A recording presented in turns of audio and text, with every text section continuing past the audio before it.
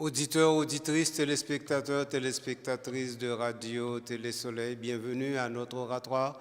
C'est l'oratoire Notre-Dame du Perpétuel Secours. C'est là que nous produisons le maximum d'émissions, de programmes possibles pour que Radio et Télé-Soleil soient capables d'être à la hauteur de sa mission et de sa vocation. Je suis Monseigneur Patrick Harris, toujours à l'antenne, toujours avec vous, pour vous apporter les enseignements, mais aussi les célébrations ou encore la liturgie des heures.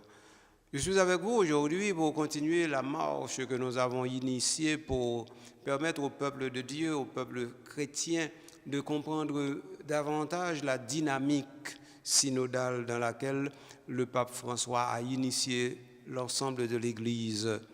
Nous avons déjà fait un parcours assez important ou intéressant. Nous avons pu voir, comprendre, entrer dans l'identité même des éléments qui sont en présence. Nous avons pu organiser la réalité de la paix et de la joie de manière en sorte que nous puissions contempler les cieux nouveaux et la terre nouvelle.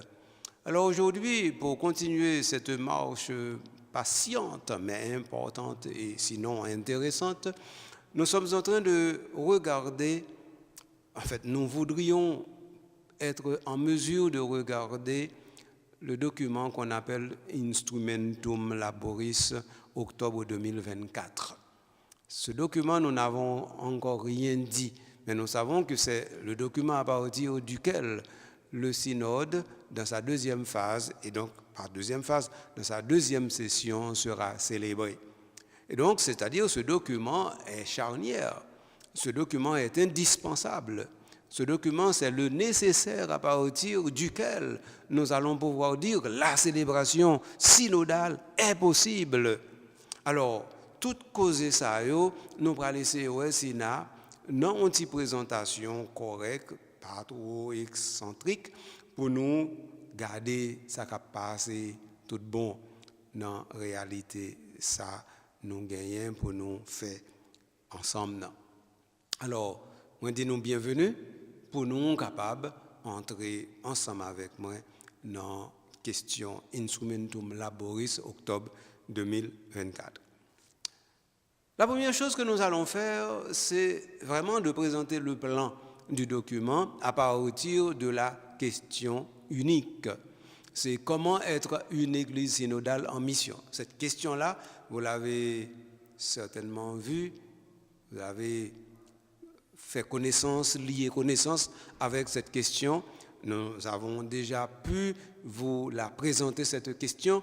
Nous avons déjà pu voir aussi comment cette question a été abordée à travers les groupes de travail. Nous avons aussi pu comprendre que cette question-là, c'est à partir de laquelle tout se tient ou tout tombe. Alors maintenant, nous allons aller garder comment question ça lui-même libellé à travers le plan de l'Instrumentum Laboris. Mais comment bagaille la présenter? Alors, comment être une église synodale en mission? Pour la deuxième session, c'est l'Instrumentum Laboris. Je vais vous lire directement la table des matières. Introduction, ensuite 3 ans de cheminement, ensuite un outil de travail pour la deuxième session. Ça, c'est l'introduction. L'introduction, il y a 2 titres là-dedans, 3 ans de cheminement 1, et ensuite un outil de travail pour la deuxième session. Voilà la première chose. La deuxième chose, fondement.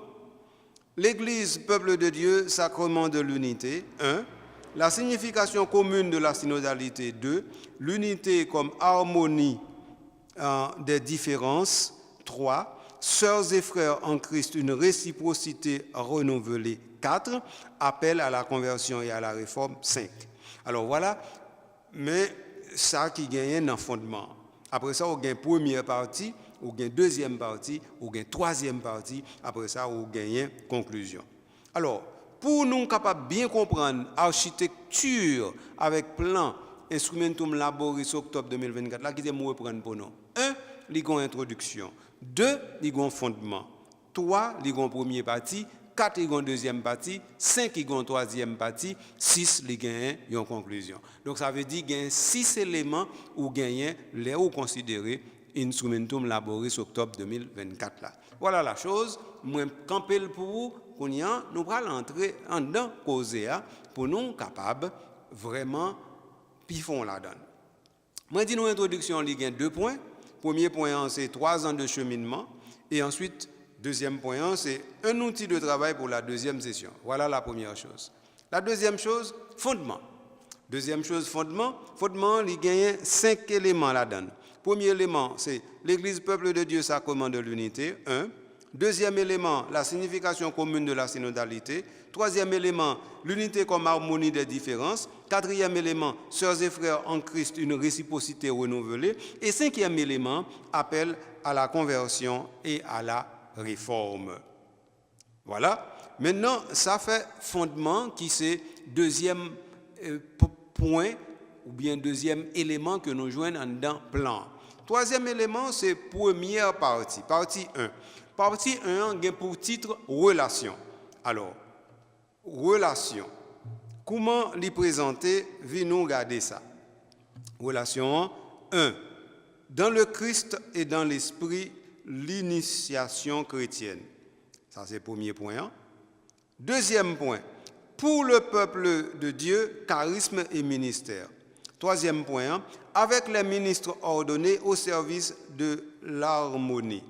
Et quatrième point, entre les églises et dans le monde, le caractère concret de la communion. Ça, c'est premier partie, Premier partie, on les relations. Deuxième partie, on dirait les parcours. Parcours, là, il y a 4 points là-dedans tout. Premier point, une formation intégrale et commune. Deuxième point, le discernement ecclésial pour la mission. Troisième point, l'articulation des processus décisionnels. Et quatrième point, transparence, rendre compte et évaluation. Ça fait normalement 4 points que deuxième partie a gagné là-dedans qui relève parcours. Ensuite, troisième partie, lieu. Il y a pour titre lieu. 1. Des territoires pour marcher ensemble. 2. Les églises locales dans l'église catholique une et unique. 3. Les liens qui façonnent l'unité de l'église. 4. Le service à l'unité de l'évêque de Rome. Voilà directement partie 3, lieu. Ok, qu'on y a là, l'aime fin présenter nous. Tout élément ça, je présente nos introductions, je présente nos fondements, je présente nos 3 parties, et puis je présente nos titres chaque partie, relation, parcours, lieu, qu'on y a, il faut nous comprendre qui dynamique, qui fait que c'est comme ça nous gagnons instrumentum laboris là. Parce que, faut nous dire clair, s'il n'est pas clair pour vous, c'est moi pour clarifier. Autrement dit, là nous prenons 3 parties documents, à savoir relation, parcours, lieu. Qui ça, par exemple, nous senti, yote vle di nous? Eh bien, il faut nous retourner directement dans la question, c'est-à-dire question, nous gagnons, comment être une église synodale en mission? Alors, la question comment être une église synodale en mission, c'est traité en première partie comme étant d'abord les relations qu'il faut chercher. Et ces relations sont dans le Christ et dans l'Esprit Saint. Ces relations, c'est avec le peuple de Dieu et dans le peuple de Dieu. Ces relations, c'est comment l'Église institue sa dynamique. Ces relations, c'est l'Église et le monde. Alors voilà, maintenant, comment être une Église en mission.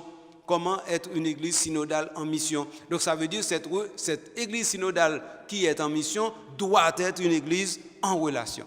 Doit être une Église de relation. Doit être une Église qui ouvre sur le monde et qui embrasse le monde. Voilà la première chose extrêmement importante qu'il faut comprendre. La deuxième chose, c'est le parcours.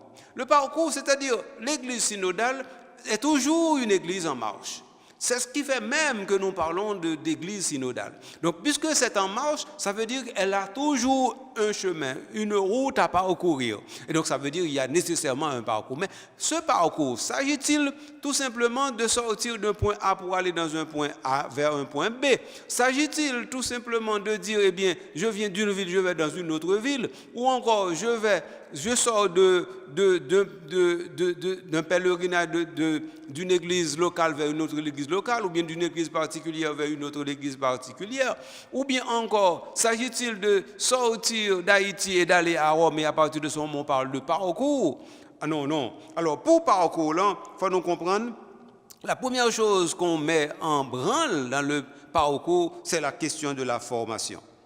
C'est-à-dire que parcourir veut dire entrer directement dans la dynamique qui fait qu'un chrétien est un chrétien et entre en communion, en relation avec les autres qui sont sur le chemin avec lui. Parce que normalement un chrétien, je dis, un chrétien n'est jamais seul. Un chrétien est toujours sur la route avec d'autres. Les autres sont toujours frères et sœurs. Toujours. Vous pouvez ne pas être aimé, vous pouvez ne pas aimer assez, mais les autres qui sont sur le chemin avec vous sont toujours frères et sœurs. Que ces autres-là soient chrétiens, qu'ils ne le soient point. Qu'ils soient baptisés, qu'ils ne le soient point. Qu'ils soient catholiques, qu'ils ne le soient point. Donc vous êtes toujours sur la route avec d'autres, et ces autres-là n'ont pas d'autre nom que frères et sœurs. Alors à partir de ce moment, la formation intégrale et commune fait que normalement, nous nous disons que comme frères et sœurs, nous avons une solidarité commune, nous avons un lien familial qui fait que la même éducation ou encore les mêmes valeurs sont transmises directement par le chef de la famille à tous et à chacun.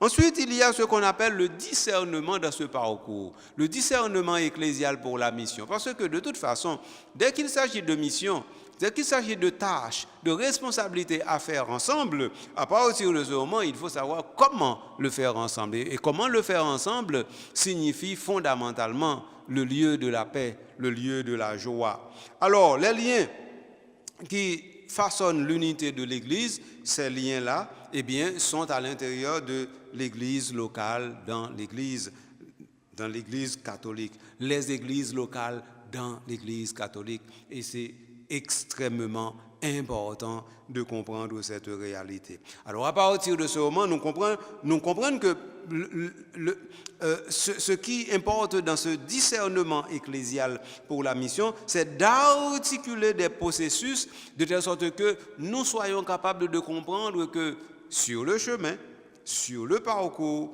nous devons tout simplement rendre compte et évaluer comment nous sommes transparents, c'est-à-dire comment nous sommes honnêtes, c'est-à-dire comment nous sommes ouverts, c'est-à-dire comment nous sommes disponibles, c'est-à-dire comment nous pouvons effectivement dire les mains se tendent et se donnent et sont reçues. Et à partir de ce moment, les mains sont les unes dans les autres et la marche peut être orchestrée, la marche peut être harmonisée. Comment tout cela est-il possible? Voilà pour les lieux, voilà pour les parcours. Donc ça veut dire, maintenant, aujourd'hui, chez nous, en Haïti, nous pouvons dire quelles sont les possibilités de parcourir ensemble que nous avons déjà établies dans cette église locale d'Haïti. Autrement dit, est-ce que nous avons déjà regardé le discernement ecclésial pour que la formation intégrale de la personne humaine puisse nous permettre d'articuler des décisions ensemble pour que nous soyons directement à l'intérieur de cette transparence que nous cherchons et transparence dont nous devons rendre compte. Voilà pour les parcours. Maintenant pour les lieux. Les lieux, c'est très simple, c'est très important pour les lieux. C'est des territoires pour marcher ensemble. Des territoires, eh bien, c'est exactement, parce que de toute façon, on n'a pas parlé de l'Église. C'est espace, oui. Espace, oui. Espace physique, espace spirituel, espace mental, mais espace. Alors, l'Église là, c'est un lieu, et le lieu de la proclamation de la parole, le lieu où nous sommes en train de contempler les cieux nouveaux et la terre nouvelle. L'Église, c'est le lieu où fermente aussi l'évangile de la joie et de la paix, l'évangile qui fait que normalement le monde maintenant sait qu'il est sauvé, le monde sait qu'il est différent des autres aujourd'hui et maintenant. Voilà comment cela se présente aujourd'hui.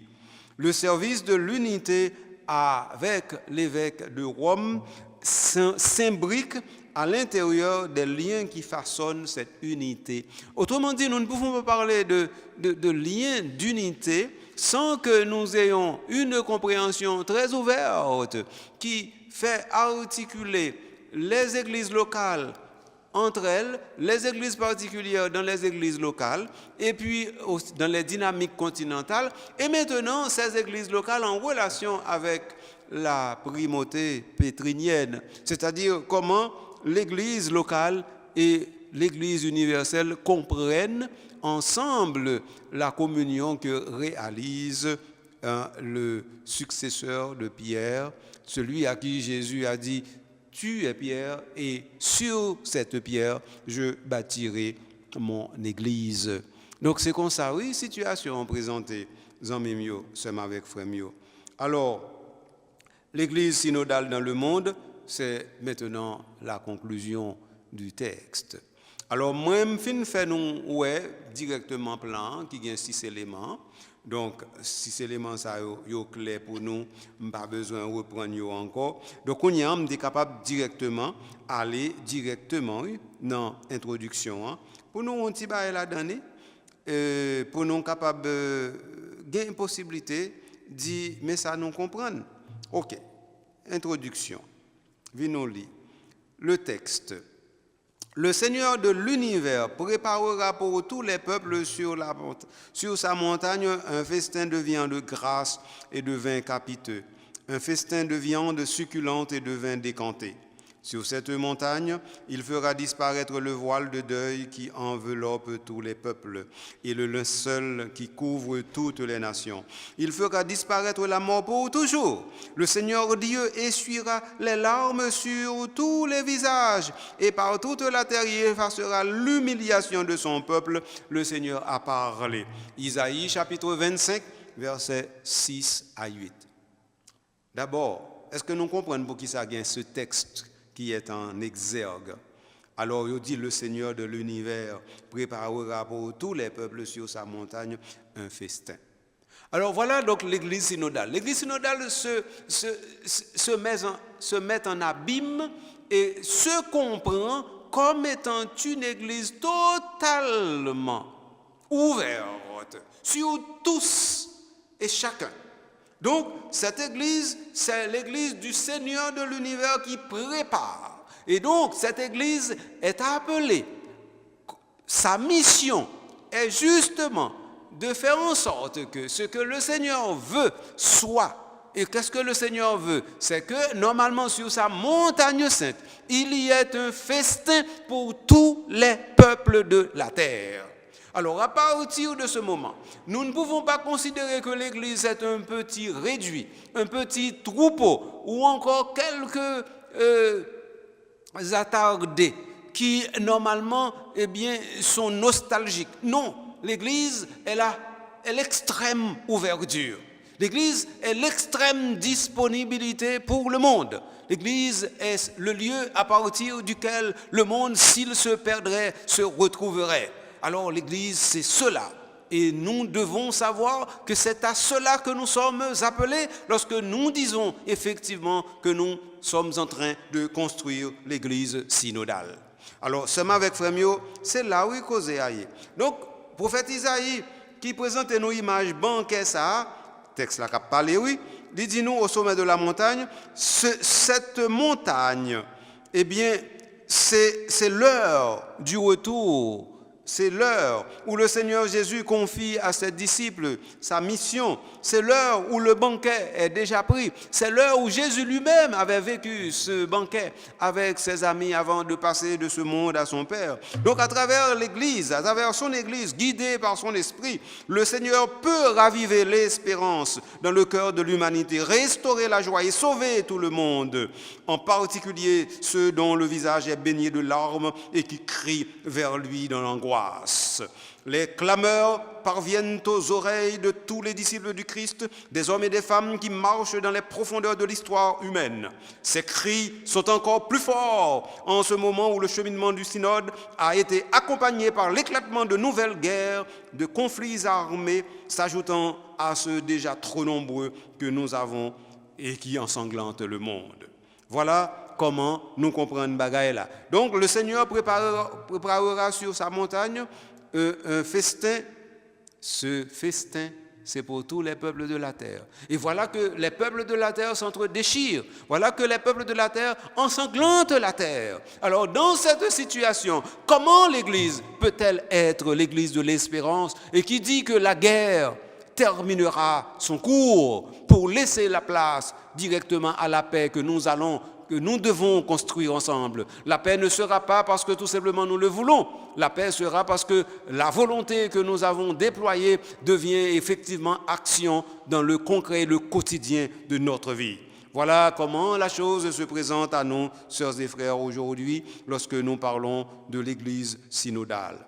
Alors, cette Église synodale, il faut bien le comprendre, eh bien, au cœur du synode, pour une Église, communion, participation, mission, se trouve un appel à la joie et au renouveau pour le peuple de Dieu, qui, à la suite de son Seigneur, est invité à l'engagement au service de la mission. Cet appel à être disciple missionnaire est fondé sur notre identité baptismale. Nous comprenons bagaille ça bien. Chaque baptisé est appelé à être protagoniste de la mission. Chaque baptisé est appelé à comprendre qu'il n'est pas tout simplement un réduit à côté ou un encart à côté ou tout simplement un insignifiant, un colis qui voyage. Chaque baptisé est un protagoniste de la mission, nous dit jusqu'à présent le texte dans son introduction. Alors tout le peuple de Dieu est sujet de l'annonce de l'Évangile. En lui, chaque baptisé est appelé à être protagoniste, comme le disait déjà la Commission théologique internationale. Ce renouveau prend forme dans une Église qui rassemblée par l'Esprit à la parole de Dieu et l'Eucharistie proclame le salut dont elle fait continuellement l'expérience à un monde en attente de sens et assoiffé de communion. Partager la synodalité, qui est une expression de la nature même de l'Église, est une manière pour nous aujourd'hui de renouveler notre engagement dans notre mission. Oui, aujourd'hui, le monde n'est pas capable de nous comprendre parce que nous sommes ouverts pour que ce monde change. Aujourd'hui, le monde n'est pas capable de nous dire dans quel lieu nous allons cheminer parce que directement, le monde voudrait que nous marquions le surplace. Mais comprenez bien, pratiquer la synodalité est une manière pour nous aujourd'hui de renouveler notre engagement dans cette mission. Autrement dit, notre mission à nous, c'est de dire que bien que le monde ne veuille point tendre la main, que nos mains sont déjà tendues pour aller quémander la main de l'autre, pour dire qu'il y a toujours possibilité de faire quelque chose ensemble. L'Église ne va pas cheminer à côté du monde. L'Église va cheminer avec le monde. L'Église va entrer dans le monde pour que ce monde soit Église et pour que l'Église soit ce monde. Autrement dit, l'Église ne voudrait pas être directement une arche de sauver alors que le monde se perd. Non, l'Église veut justement qu'elle soit le lieu à partir duquel le salut jaillit pour tout le monde et que le monde se reconnaisse à l'intérieur de l'Église. Pratiquer la synodalité est une expression de la nature même de l'Église. Alors cela, il faut le comprendre à temps et à contre-temps. Ainsi, le Concile Vatican II enseigne qu'à cette union dans le Christ, lumière du monde, de qui nous procédons, par qui nous vivons, vers qui nous tendons, tous les hommes sont appelés. Au cœur du chemin synodal se trouve le désir, ancien et toujours nouveau, de communiquer à tous la promesse et l'invitation du Seigneur. conserver dans la tradition vivante de l'Église, de reconnaître la présence du Seigneur ressuscité parmi nous et d'accueillir les fruits nouveaux fécondés par son Esprit. Cette vision de l'Église comme peuple de pèlerins qui, dans toutes les parties du monde, recherche la conversion synodale au service de la mission est pour nous un guide alors que nous avançons avec joie et espérance sur le chemin du synode. Cette vision contraste fortement avec la réalité d'un monde en crise marqué par des blessures et des inégalités scandaleuses qui retentissent douloureusement dans le cœur de tous les disciples de Jésus. Cela nous convoque à prier pour toutes les victimes de violences et d'injustice et à renouveler notre engagement aux côtés des femmes et des hommes qui, partout dans le monde, travaillent comme artisans de justice et de paix. Alors, introduction 1, qui ça le dit nous? Il dit nous que, pratiquer l'Église synodale, c'est comprendre effectivement que tous les baptisés sont directement protagonistes de la mission. Et ensuite, que normalement l'engagement doit être fondamental pour grandir ensemble comme disciples. Et enfin, que le Concile nous rappelle que nous avons tous été appelés et que maintenant nous devons guérir les cœurs blessés. Voilà la première chose que nous trouvons dans l'introduction de ce document. Maintenant, si c'est ça que nous trouvons, nous parlons un petit crasse plus loin. Regardez 3 ans de cheminement. 3 ans de cheminement, qui ça lui dit nous? Eh bien, nous avons vu directement qu'est-ce que nous avons vécu dans ce cheminement. Les églises locales, des communautés les plus simples comme les chapelles, jusqu'aux communautés les plus structurées et organisées comme un diocèse, tout cela était dans la mouvance dialogale, dans la mouvance de la consultation pour dire ce qu'on pense et ce qu'on veut pour que l'Église soit vraiment Église synodale. Ensuite, les synthèses ont été réalisées pour être envoyées directement à cette Église locale. L'ensemble des diocèses ont formé directement un seul document de synthèse. Document de synthèse qui a été partagé et avec Rome et avec le sous-continent dans lequel nous avons évolué, nous évoluons. Et ceci a permis d'avoir le premier Instrumentum Laboris d'octobre 2023. Et ensuite, après ce premier élément, en octobre 2023, nous avons vécu ensemble des choses extrêmement intéressantes. Nous avons compris comment l'Église peut être communion et comment cette communion s'articule à l'intérieur de la marche ensemble. C'est-à-dire, autour d'une table, l'expérience synodale nous a révélé qu'en fin de compte, nous pouvons nous comprendre comme chrétiens, comme prêtres, comme évêques, comme cardinaux, comme fidèles laïcs, comme religieux, comme religieuses. Cette expérience synodale d'octobre 2023 est d'une extrême fécondité. Et ensuite, à partir du document de synthèse, c'est-à-dire le rapport de synthèse qui nous laisse comprendre, il y a du chemin qui doit être parcouru pour que, au niveau théologique, pastoral et canonique, nous puissions faire les clarifications. Alors, à partir de ce moment, nous sommes parvenus à entrer directement dans les pas d'octobre 2023 jusqu'à octobre 2024. Alors, nous avons enclenché vers octobre 2024. Et ensuite, nous avons vu que le pape a écrit au secrétariat du synode, au cardinal Grech, pour lui dire, il faut faire des groupes de travail.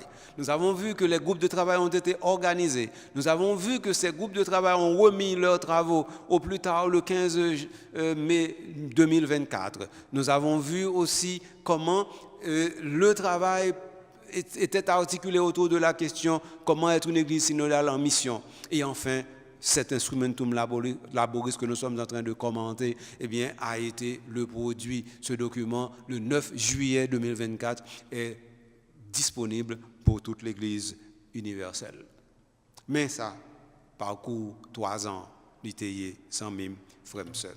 Alors, comme ça, nous est directement, qui ça qui est introduction? Après introduction, qui ça nous capable de dire? nous dit c'est un outil de travail qu'on y a qui est disponible, non mais nous, qu'on y a nous capable de dire, nous allons vers le fondement. De quoi s'agit-il?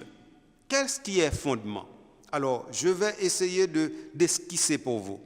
Cette section de l'Instrumentum Laboris cherche à esquisser les fondements de la vision d'une Église synodale missionnaire en nous invitant à approfondir notre compréhension du mystère de l'Église. Elle le fait sans prétendre offrir un traité complet d'ecclésiologie, mais en se mettant au service du chemin de discernement de l'Assemblée synodale d'octobre 2024. Pour aborder cette question, comment être une Église synodale en mission, il est nécessaire d'avoir une vision globale dans laquelle pourront s'intégrer les réflexions, les propositions pastorales et théologiques pour guider l'Église dans son cheminement qui se révèle être essentiellement un processus de l'Église de conversion et de réforme. Les mesures concrètes que prendra ensuite l'Église permettront de mieux cibler l'horizon et approfondir la compréhension des fondements dans une circularité qui marque toute l'histoire de l'Église. En Christ, lumière des nations, nous formons un seul peuple de Dieu, appelé à être signe et instrument de l'union avec Dieu et de l'unité du genre humain. Nous réalisons cela en marchant ensemble dans l'histoire, en vivant la communion qui se nourrit de la vie trinitaire, en promouvant la participation de tous pour accomplir notre mission commune. Cette vision est bien enracinée dans la tradition vivante de l'Église. Le processus synodal a perdu la maturation d'une conscience renouvelée de celle-ci par l'expression des convergences apparues au cours du voyage commencé en 2021. Lors de la première session d'octobre 2024 de l'Assemblée synodale, elle les a identifiés et recueilli ces éléments dans le document de synthèse. Ce document a été partagé avec l'ensemble de l'Église. Alors, peuple de Dieu, comme fondement, c'est le sacrement de l'unité. Ce peuple de Dieu, comme sacrement de l'unité, voilà le numéro 1 qui, normalement, dans ce fondement, va jusqu'au numéro 112 parce que le document contient 112 numéros ou 112 paragraphes. Alors, maintenant, comme fondement, nous avons l'Église, peuple de Dieu, sacrement de l'unité, c'est-à-dire Dieu qui veut un peuple acquis à lui pour annoncer les merveilles de celui qui nous a appelés des ténèbres à son admirable lumière. Cette Église est héros du Christ, lumière des nations. Cette lumière brille sur le visage de l'Église et l'Église maintenant est capable d'être comme Moïse qui, après avoir été avec Dieu, qui, après avoir été avec Moïse, a le visage illuminé par la gloire de Yahvé. Voilà pourquoi l'Église est une, sainte, catholique et apostolique, mais surtout cette Église est immaculée aussi à cause du rayonnement de la gloire de la tête sur le visage, sur le corps de l'Église. Alors le Christ est lumière des nations. Elle est, cette Église, la responsabilité incarnée comme corps du Christ. Cette Église, telle la lune, reflète la lumière. Voilà ce qu'est l'Église. Elle n'est pas lumière, elle reflète lumière du Christ. La signification commune de la synodalité. Les termes synodal et synodalité issus de l'antique et pérenne tradition ecclésiale ont été compris et vécus grâce à l'expérience de ces dernières années. Nous n'avons pas à nous éterniser là-dessus. La synodalité désigne le style particulier qui détermine la vie et la mission de l'Église. Un style qui part de l'écoute comme premier acte de l'Église. La foi qui naît de l'écoute, de l'annonce de la bonne nouvelle. La synodalité doit s'exprimer dans la façon ordinaire de vivre et d'œuvrer de l'Église.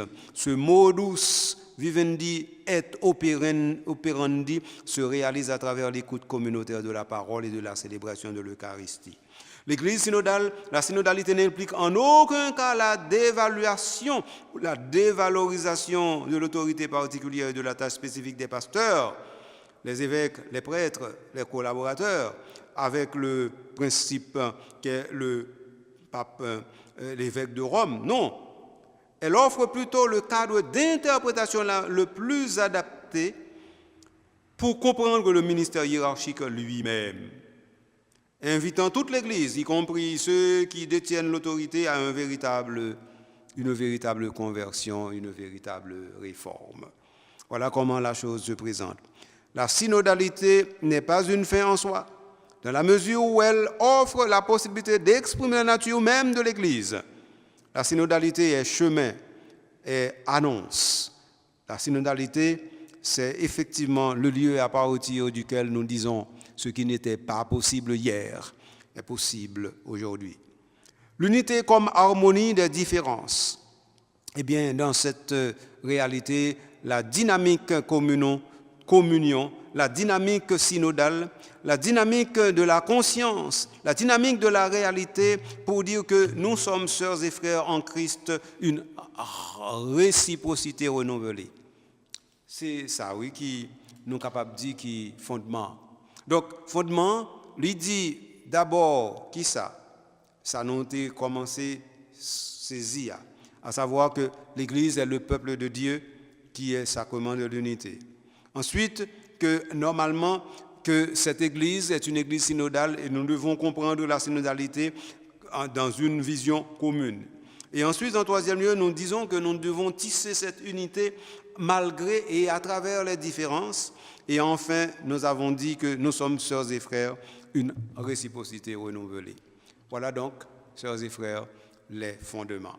À partir de ces fondements, nous comprenons maintenant, il est possible très facilement de comprendre ce qui se joue dans les parties 1, 2, 3.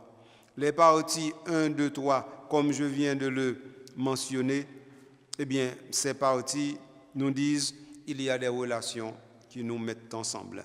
Il y a un parcours que nous avons à faire ensemble. Il y a les lieux que nous devons fréquenter ensemble. Voilà, en gros, sœurs et frères, ce que nous pouvons dire de l'instrumentum laboris. Alors, c'est vrai pour moi d'entrer dans chaque partie, c'est vrai pour moi d'analyser chaque partie, mais c'est vrai tout que nous comprenons que si je fais pour introduction avec pour fondement, c'est certain que ce n'est pas possible pour moi de faire pour le reste là. C'est ça que fait, ça me va le faire qu'on y en là, n'a pas donné ça, n'a seulement permettre que moi aller directement dans la conclusion ensemble avec nous, pour nous capables de dire vraiment nous faire un petit parcours en un document. Qui sa conclusion on dit, venons regarder. Conclusion, l'Église synodale dans le monde. Dans ce monde, tout est lié et marqué par un désir inextinguible de l'autre. Tout en lui est appel à la relation et témoignage du refus de l'autosuffisance. Le monde entier contemplé avec un regard éduqué par la révélation chrétienne est le signe sacramentel d'une présence transcendante qui l'anime et le guide vers la rencontre de Dieu. Cette rencontre avec Dieu trouvera son accomplissement définitif dans la convivialité des différences, laquelle trouvera sa pleine réalisation dans le banquet eschatologique préparé par Dieu sur sa montagne. Transformée par l'annonce de la résurrection, l'Église aspire à incarner la vision d'Isaïe et ainsi devenir une forteresse pour le faible, forteresse pour le malheureux en sa détresse, un abri contre l'orage, une ombre contre la chaleur. C'est ainsi qu'elle ouvre son cœur au royaume. Lorsque les membres de l'Église se laissent guider par l'Esprit du Seigneur vers les horizons inexplorés, ils éprouvent une joie incommensurable. Cette transformation continue du style synodal, du style ecclésial dans sa beauté, son humilité et sa simplicité est la conversion permanente à laquelle nous sommes invités. L'encyclique Fratelli Tutti nous exhorte à nous reconnaître comme frères et sœurs dans le Christ ressuscité, en proposant cela non pas comme un statut figé, mais comme un mode de vie dynamique. L'encyclique met en lumière le contraste entre l'époque dans laquelle nous vivons et la vision de la convivialité préparée par Dieu. Les voix, les voiles, les obscurités et les larmes de notre temps sont le résultat de l'isolement croissant des uns et des autres, de la violence exacerbée, de la polarisation croissante de la société et de la rupture avec les sources de la vie. Cet instrumentum laboris nous interpelle sur notre façon d'être une église synodale missionnaire, de nous engager dans une écoute et un dialogue profond, de vivre la co-responsabilité à la lumière du dynamisme de notre vocation baptismale, tant que communautaire, tant personnel que communautaire, de transformer les structures, les processus pour permettre à tous de participer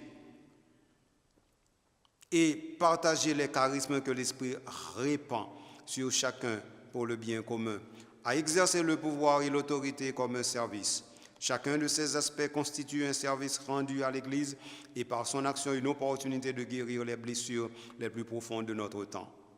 Le prophète Isaïe conclut son oracle par un hymne de louange à reprendre en chœur. Voici notre Dieu, en lui nous espérions et il nous a sauvés. C'est lui le Seigneur en qui nous espérions, exultons, réjouissons-nous, il nous a sauvés. En tant que peuple de Dieu, unissons nos voix à cette louange. Pèlerins de l'espérance, continuons à avancer sur le chemin synodal vers ceux qui attendent encore l'annonce de la bonne nouvelle du salut. Voilà la conclusion. Conclusion 1, est-ce que nous comprenons numéro 109, 110, 111 et 112?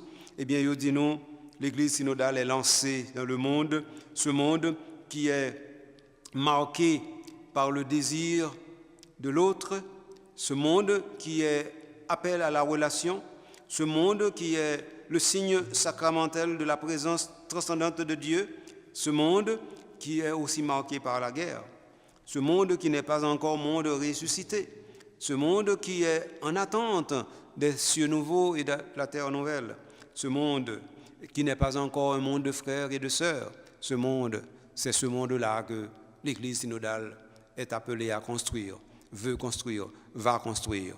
Et nous allons ensemble, chez nous, en Haïti, construire cette Église. Voilà comment la chose se présente à vous, à moi, sœurs et frères. Nous devons faire une présentation rapide de ce document qu'on appelle Instrumentum Laboris octobre 2024. Nous faisons dans 3 parties, nous pas présenté, mais nous présentons introduction, nous présentons fondement et nous présentons conclusion. Ça permet que nous comprenions effectivement qu'il y a effectivement des lieux, il y a des parcours, il y a des relations. Les lieux, 3, les parcours, 2, les relations, 1. C'est nous pas qu'étant présenté, même te font un petit commentaire pour me faire nous comprendre comment ça a présenté. Seulement avec frère Mio, nous avons dit, même si nous pas aller plus loin, mais au moins document ça, nous avons retenu question comment être une église synodale en mission. Question ça, chaque grand monde a pour triturer, pour répondre, pour classer, pour travailler avec l'autre, pour dire moi-même, moi la donne, vous-même, ou la donne. Et nous la donne ensemble. Nous, n'avons l'autre la main nous, l'autre la prend main nous, et puis nous fait route là ensemble. Comme ça, nous avons tissé des relations. Donc, ça dit, et n'a parcouru ensemble même chemin, et n'a retrouvé nous dans le lieu de la communion ensemble. Voilà ce que je voulais, sœurs et frères, vous présenter. Merci d'avoir été à l'écoute. Merci d'avoir fait ce parcours avec moi dans ce lieu qu'est l'Église, qui est un lieu où nous tissons les relations. Allons ensemble vers la Jérusalem céleste. Merci d'être que tu suivi. Merci d'être que vous faites petit travail ça vraiment pour nous dire li possible en Haïti pour nous commencer à instaurer l'église synodale là. Merci à Carl André qui lui-même te permet que l'émission ça vienne joindre nous parce que il te prend son, il te prend image, il te fait réalisation, il te fait montage et ensuite il te fait diffusion. Quant à moi-même oui, je n'ai pas plus que ça. Moi dis nous que nous allons commencer à travailler tout bon vrai pour nous faire l'église synodale en Haïti, pour nous faire le archidiocèse Port-au-Prince, pour nous faire avec pasteur nous, pour nous faire avec curé paroissiaux, pour nous faire avec vicaire paroissiaux, pour nous faire avec choralio, pour nous faire avec comité liturgique, mouvement d'action catholique, pour nous faire avec tout le monde. Mais tout, pendant qu'on fait avec tout le monde qui est dans l'église, nous cherchons l'autre monde qui est en dehors de l'église. Nous ne pas oublier protestants, Nous pas oublier sec protestant yo, même si yo pas vle, mais nous-mêmes nous pral côté yo, nous pral dire yo, le Christ Jésus est le salut des vivants et des morts. Nous pas oublier monde qui dit yo pas quoi dans bon Dieu yo, qui dit c'est athée. Nous pas oublier monde qui dit non pouvoir, c'est pouvoir qui tout pour yo, monde qui oublier effectivement que l'homme mort qu'a passé pour n'importe qui l'heure. Nous pas oublier aucune classe monde dans la société a, monde qui dans classe affaires, monde qui dans classe économique, monde qui dans classe sociale, monde qui dans domaine tourisme, monde qui dans toute qualité de domaine dans pays qui fait l'argent ou bien qui pas fait l'argent, ou monde qui pi mal yo, monde qui pi pauvre yo, monde qui pi faible yo. Alors tout le monde ça yo nous devons connaître, c'est avec eux-mêmes possible pour nous parler de l'église synodale. Alors, tout le monde sait, c'est nous-mêmes, chrétiens, catholiques, qui sont dans l'église, pour qui sont derrière, pour nous porter par eux bonne nouvelle là, pendant nous gagnons nous bien nouvelles, pour nous dire, mais moi, c'est pas moi-même qui a demandé pour prendre même nom, c'est moi qui voulais prendre même, et puis qu'on y en a marché ensemble vers les cieux nouveaux et la terre nouvelle. C'est ça, c'est avec frère Mio. Moi, souhaiter que nous capables de mettre nous ensemble pour nous travailler. Bien entendu, nous n'avons rien pour nous retourner encore, pour nous continuer à travailler synodal là, parce que c'est un travail interminable. Et là, ça, nous avons gardé ensemble, dans la troisième phase là, ça veut dire phase de mise en fonction, comment nous avons répondu comme Église à la question comment être une Église synodale en mission. Et là, ça, nous allons voir comment nous allons mettre les bagages en application. Quant à moi-même, qui était content, faire petit bout de ça ensemble avec vous. Je dis à la prochaine. Kembe, Palagé, construisons ensemble l'église synodale qui est en mission.